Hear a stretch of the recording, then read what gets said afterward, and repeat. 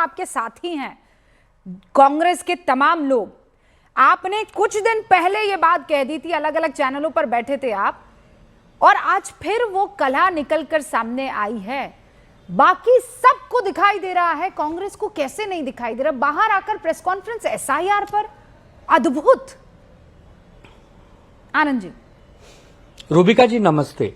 रूबिका जी नमस्ते, आपके सभी दर्शकों को और सभी पैनलिस्टों को मेरा सादर प्रणाम। पप्पू यादव जी सिरे से खारिज कर रहे हैं कि ऐसा कुछ नहीं हुआ था। कोई बात नहीं, अच्छी बात है। अगर किसी समीक्षा बैठक में बहुत प्रेम मोहब्बत से बात हुई है तो अच्छी बात है, लेकिन अगर वहां उपद्रव हुआ है तो उसके पीछे का कारण जरूर जानना चाहिए। 100 लोग जब बैठते हैं तो उसमें से 1-2 उग्र भी हो सकते हैं, हाथापाई करने की कोशिश भी कर सकते हैं, लेकिन ऐसा भी नहीं कि सभी करते हैं, क्योंकि बहुत पुरानी कविता है कि असफलता एक चुनौती है, स्वीकार करो। क्या कमी रह गई देखो और सुधार करो, जब तक न सफल हो नींद चैन को त्यागो तुम, संघर्षों का मैदान छोड़ मत भागो तुम, क्योंकि कुछ किए बिना ही जय जयकार नहीं होती रूबिका जी, और कोशिश करने वालों की कभी हार नहीं होती। अभी आपने शुरू में जब अपनी बात कही थी तो आपने कहा कि उत्तर प्रदेश में 40 साल से नहीं है, बिहार में 35 साल से नहीं है, पश्चिम बंगाल में पिछले 48 साल से नहीं है, मध्य प्रदेश में पिछले 20 साल से नहीं है। बहुत सारे राज्य हैं, चाहे साउथ के राज्य हों, चाहे मध्य भाग के राज्यों, जहां कांग्रेस नहीं आ रही है। तो कांग्रेस को आत्मचिंतन तो करना होगा कि हम क्यों नहीं आ रहे हैं। चलिए, वोट चोरी का मुद्दा तो आज हम लोगों ने शुरू किया और पकड़ा है और इसको भ्रष्टाचार जैसा देखा है, लेकिन आज से 20 साल पहले, 30 साल पहले तो ये मुद्दे भी नहीं थे। जरूर कहीं न कहीं कांग्रेस को आत्मचिंतन समीक्षा करनी चाहिए कि बार बार हमारा कैडर क्यों मजबूत नहीं हो पा रहा है। और मैं हमेशा कहता हूं कि अगर बीजेपी को हराना है तो बीजेपी जैसा बनना होगा, क्योंकि भारतीय जनता पार्टी सुबह 4 बजे से उठकर रात के 12 बजे तक काम करती है, चुनाव प्रति चुनाव काम करती है। अब हम लोग सुन रहे हैं कि लोग पश्चिम बंगाल के लिए कूच कर गए हैं दिल्ली से। मतलब उनका बड़ा नेता, छोटा नेता, सब 24 घंटा 365 डेज जनता के बीच में है। देखिए, हार जीत अलग बात है, कभी कभी बहुत मेहनत करने के बाद भी आप हार जाते हैं, कभी कभी ऐसा होता है कि घर में सोए हैं तो भी जीत जाते हैं।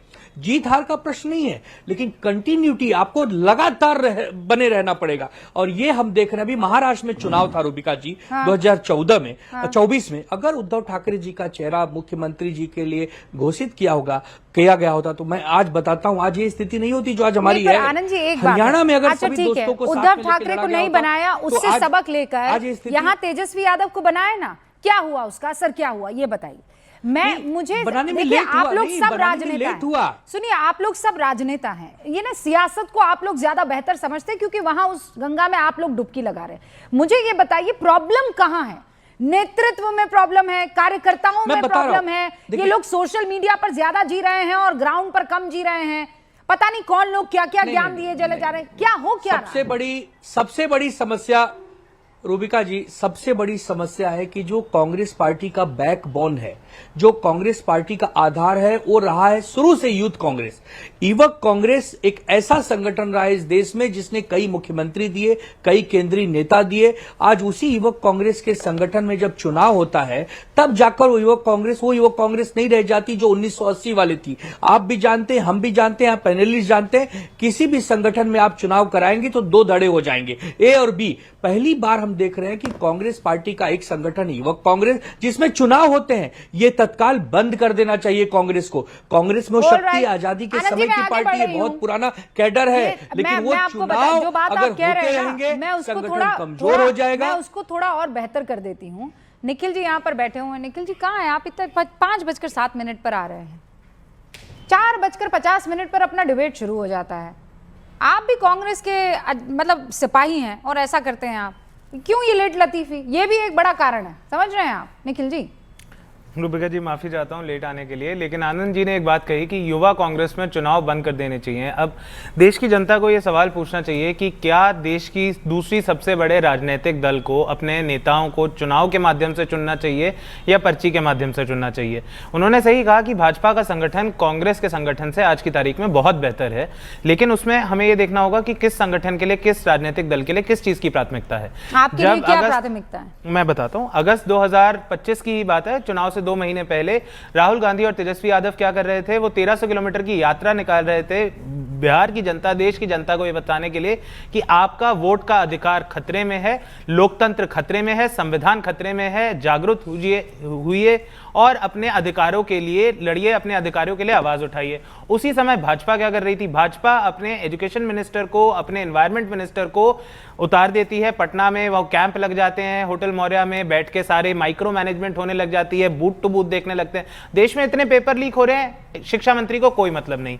पोल्यूशन से गैस चेंबर दिल्ली बन चुका है, एनवायरमेंट मिनिस्टर को कोई मतलब नहीं। मतलब किस चीज से है? कौन से बूथ पे कौन सी गड़बड़ कर सकती है, किस चुनाव में किसको पैसे दिए जा सकते हैं, जनसुराज के कौन से कैंडिडेट को खरीदा जा सकता है, कांग्रेस के किस कैंडिडेट को धमकाया जा सकता है, आरजेडी के किस कैंडिडेट को उठाया जा सकता है, होटल मौर्या के कैमरे कैसे कवर करे जा सकते हैं। आप अपनी थाली में जो छेद हो रहे हैं उसे देखिए ना।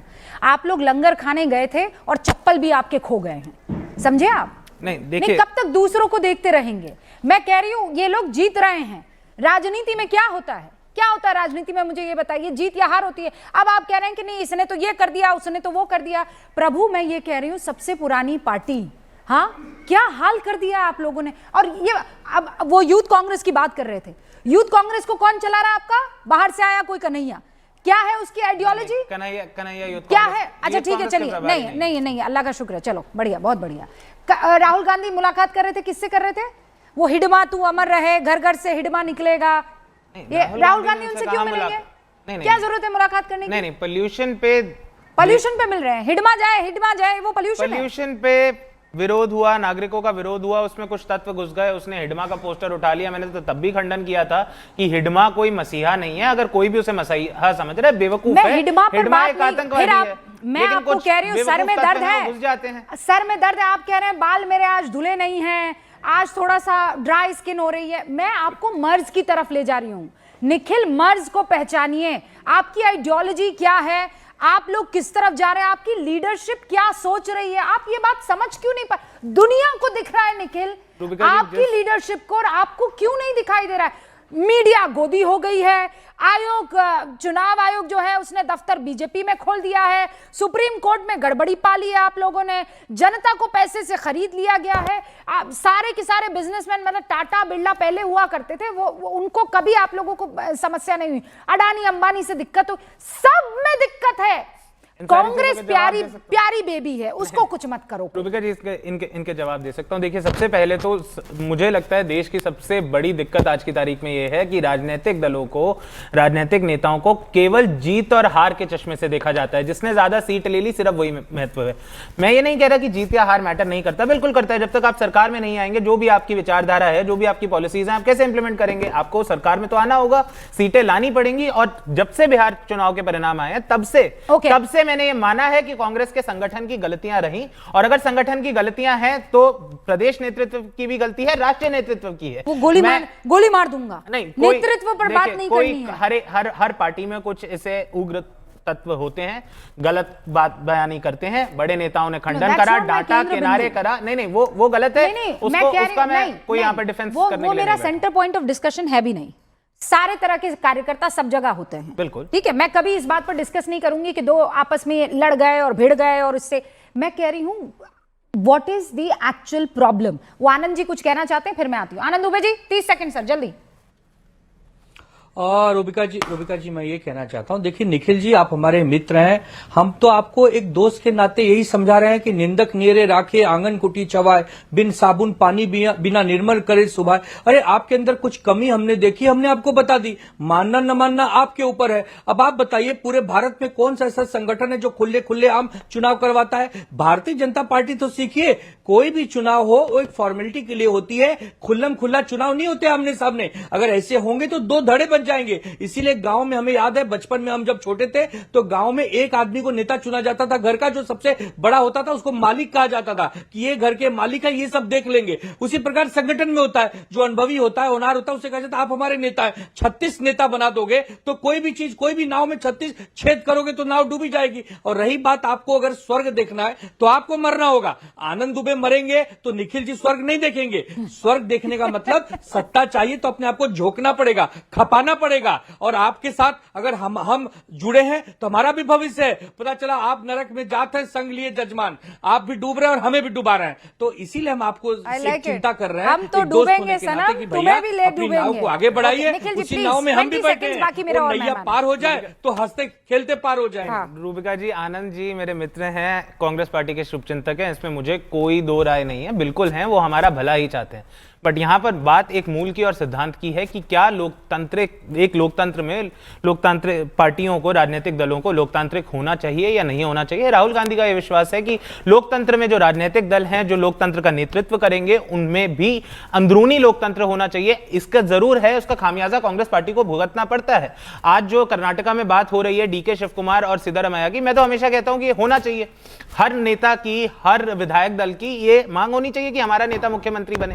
लेकिन जिस तरीके की राजनीति की हमें आदत पड़ गई है ना पिछले 11 साल में, कि एक आदमी ऊपर से या दो आदमी ऊपर से दिल्ली से डंडा चलाएंगे और पूरी की पूरा मंत्रिमंडल बदल जाता है। अब देखिए, आप कर्नाटका में सिद्धरामैया और शिव कुमार की जो बात हो रही है, उस पर एक हफ्ते से रोज टीवी पे चर्चा चल रही है, हर चैनल पे। लेकिन जब आज से एक ही महीने पहले पूरा मंत्रिमंडल गुजरात में बदल दिया गया, 16 के 16 लोगों को रिजाइन करने को कह दिया, केवल मुख्यमंत्री को छोड़ा गया, किसी ने कोई सवाल नहीं उठाया, क्योंकि लोगों को आदत पड़ गई है, एक आदमी के डंडे से सब कुछ चलता है। पर सवाल बड़ा यह है कि क्या लोकतंत्र में वैसे होना चाहिए? तो आप वही नेतृत्व ना, यहां पे अगर कह दिया, के शर्मा को कह दिया कि कल से के शर्मा जी जो हैं वो प्रवक्ता नहीं, वो कोई और कार्यभार संभालेंगे, तो के शर्मा गोली और गाली का काम नहीं करेंगे। आप समझ रहे हैं? उसका तो मैं खंडन कर ही रहा हूं, गलत है और अब इसको लोकतंत्र, इसको आप लोकतंत्र का जामा पहनाने की कोशिश मत कीजिए।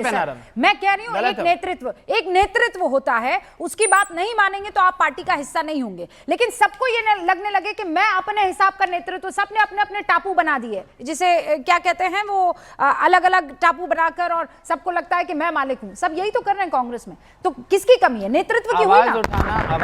आवाज उठाना इसे नहीं कहते हैं सर, इसे कंफ्यूजन कहते हैं, इसे आवाज उठाना नहीं कहते हैं।